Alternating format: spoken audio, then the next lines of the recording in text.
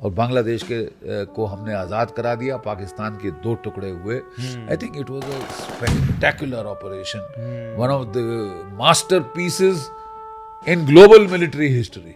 तो मतलब अमेरिकन भी भचक के रह गए। यानी कि देखिए, चीन आपके बरखिलाफ था, अमेरिका आपके बरखिलाफ था, पाकिस्तान आपके बरखिलाफ था, कुछ नहीं कर पाए।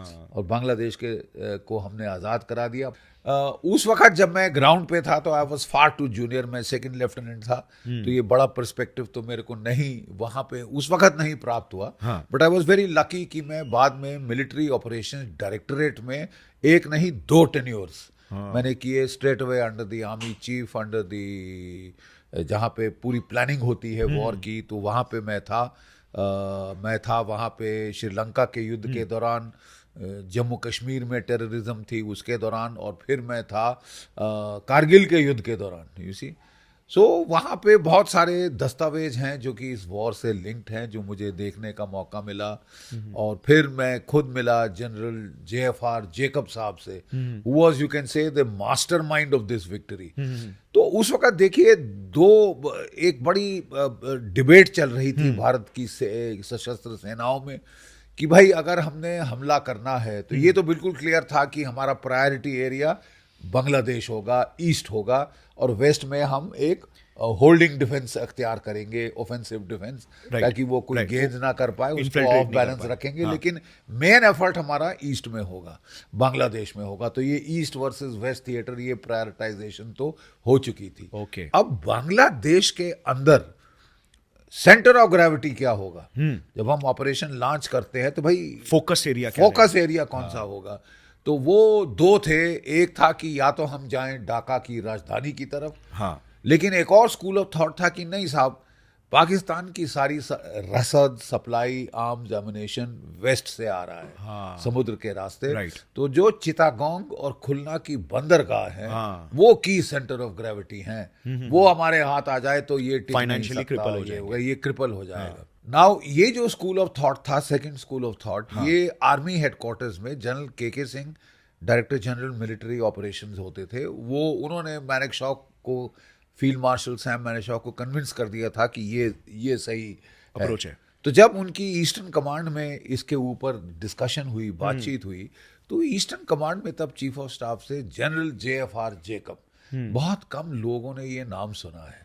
बट मैं आपको बता दूं कि जो असली श्रेय जाता है प्लानिंग का इस पूरे ऑपरेशन की, वो JFR जेकब को और जनरल जो एक है इंदर गिल, जो कि DGMO होते थे, इन 2 को जाता है। तो ये दोनों कहने लगे नहीं साहब, जो ढाका की राजधानी है, सारी जो रोड्स हैं, सड़कें हैं, वो वहां आके कन्वर्ज होती हैं। ये हब ऑफ कम्युनिकेशन है, नंबर 1।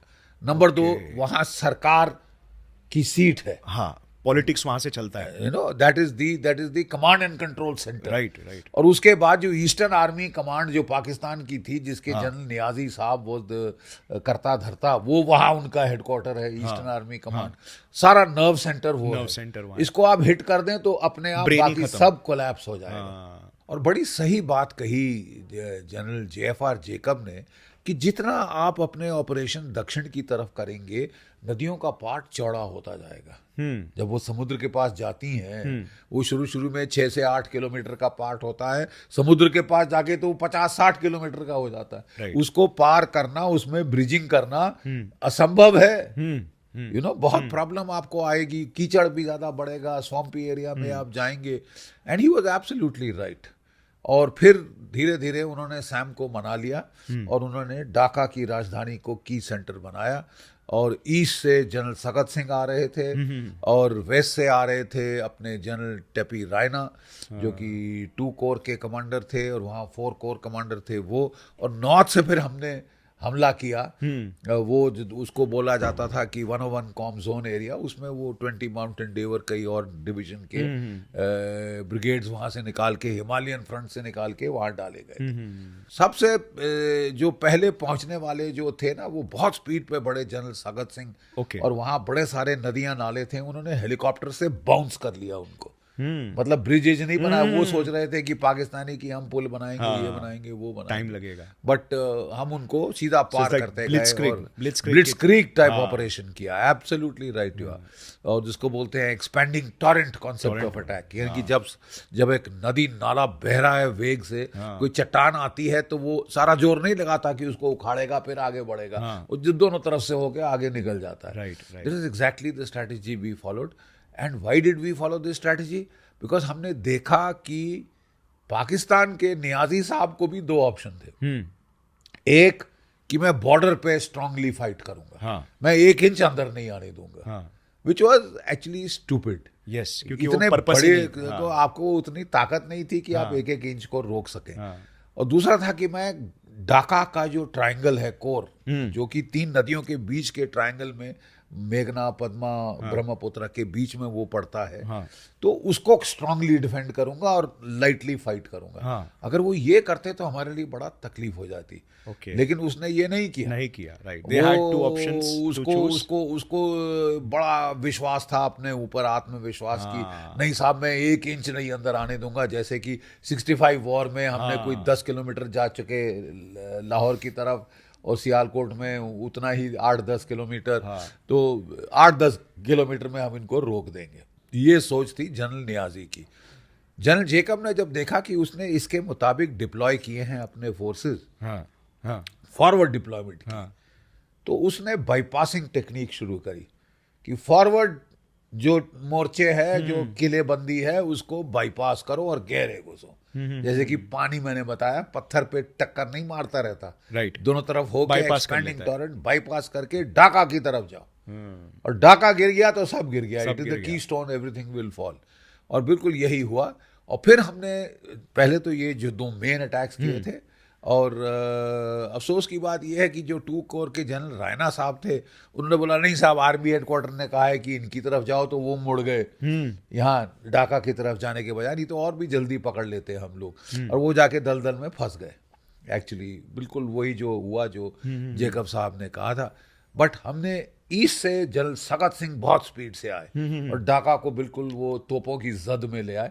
और तब हमने उसके पहले नॉर्थ में एक ऑपरेशन कर दिया था, और जो पाकिस्तानी ब्रिगेड थी एक ऊपर, वो हमने तांगेल, एक जगह है जहाँ पे तुराग नदी बहती है, और वहाँ पे एक बड़ा भारी पुल था, तो हमने वो तांगेल के ऊपर पैरा ड्रॉप किया अपनी एक पैरा ब्रिगेड ग्रुप को। ठीक है, पैरा ब्रिगेड की एक बटालियन थी और एक छोटे मोटे दस्ते और थे, वो लोग वहां लैंड किए, उन्होंने ये पुल पकड़ लिया और वो रास्ता काट दिया, वो जो ब्रिगेड पीछे हट रही थी ढाका की तरफ। अगर वो ढाका पहुंच जाती राजधानी तो ताकत बैकअप आ जाती, बैकअप हो जाता उसको, लेकिन वो हमने नहीं होने दिया। और फिर सबसे पहले जल्द से जो first troops to enter Dhaka were these paras, जो सेकंड पैरा के जो पैरा ट्रूपर्स थे जो तांगेल पे लैंड किए थे, तो और फोर्स बढ़ गया वहां पे, तो और फोर्स बढ़ गया। और उसके पहले हमने क्या किया साहब कि पिन पॉइंट बम्बिंग करी। हमको मैसेज आया कि साहब ये जो है ढाका में जो गवर्नर्स हाउस है, वहां बड़ी कॉन्फ्रेंस होने वाली है, इसमें आर्मी, नेवी, एयरफोर्स और सारे सिविलियन अटरम पटरम सब के सब लोग वहां पे आएंगे, टॉप जो लीडरशिप है।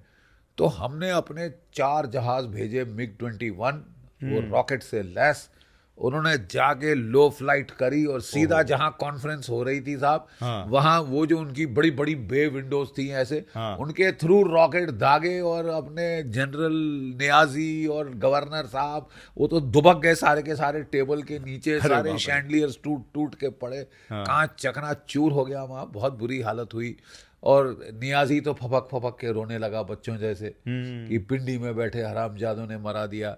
वो जो गवर्नर साहब थे, उन्होंने नीचे से हाथ निकाला और वहां लिखा आई हेयर बाई रिजाइन, मैं रिजाइन दे रहा हूँ।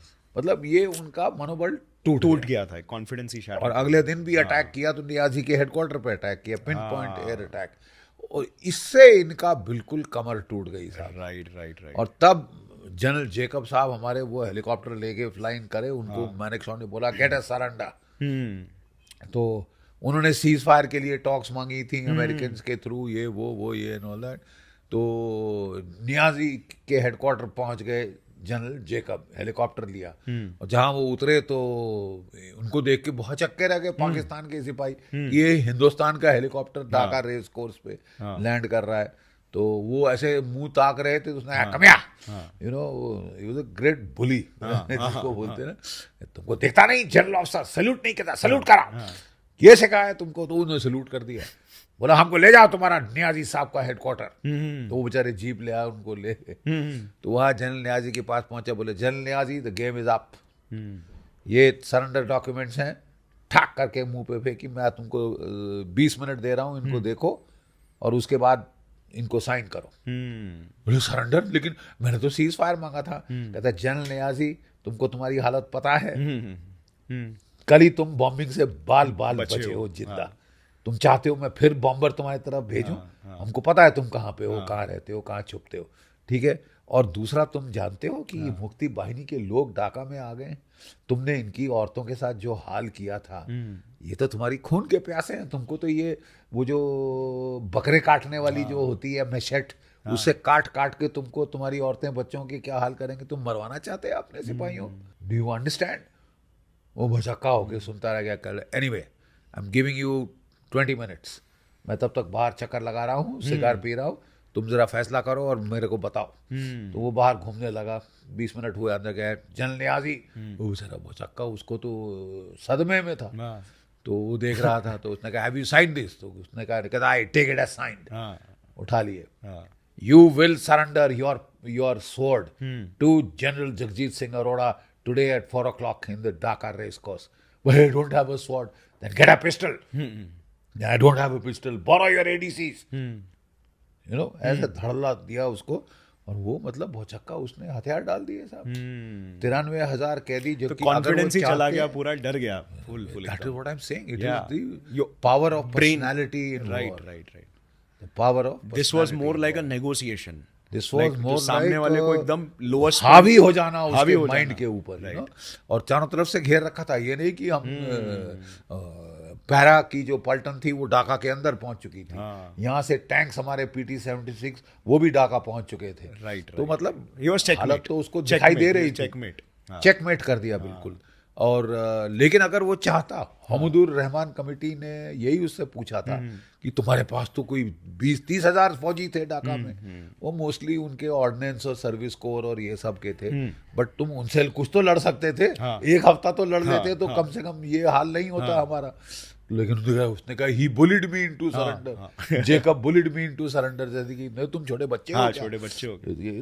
तो ये असली कहानी है ढाका की। और देखिए उसमें the level of high octane drama, right, जब ये सब हो रहा था, हाई ऑक्टेन ड्रामा, वहाँ पे अमेरिका की 7th fleet bay of Bengal में आ चुकी थी, और फिर हमारी ट्रीटी हमने कर ली थी रूसियों के साथ, तो रूसी रशियन न्यूक्लियर सबमरीन्स भी उसके साथ साथ आ रही थी। और जब वो ढाका में, जब वो बंगाल में, बे ऑफ बंगाल में आए, तो वो सबमरीन उनके एयरक्राफ्ट कैरियर के साथ खड़ी हुई, निकली बाहर, और उनके जो एडमिरल ने, रशियन ने ऐसे अपनी टोपी हिला के ऐसे कर दी कि हम भी यहाँ पे हैं, आप भी हो, भूलना मत, कुछ ऐसा उल्टा सीधा करने की कोशिश ना करना।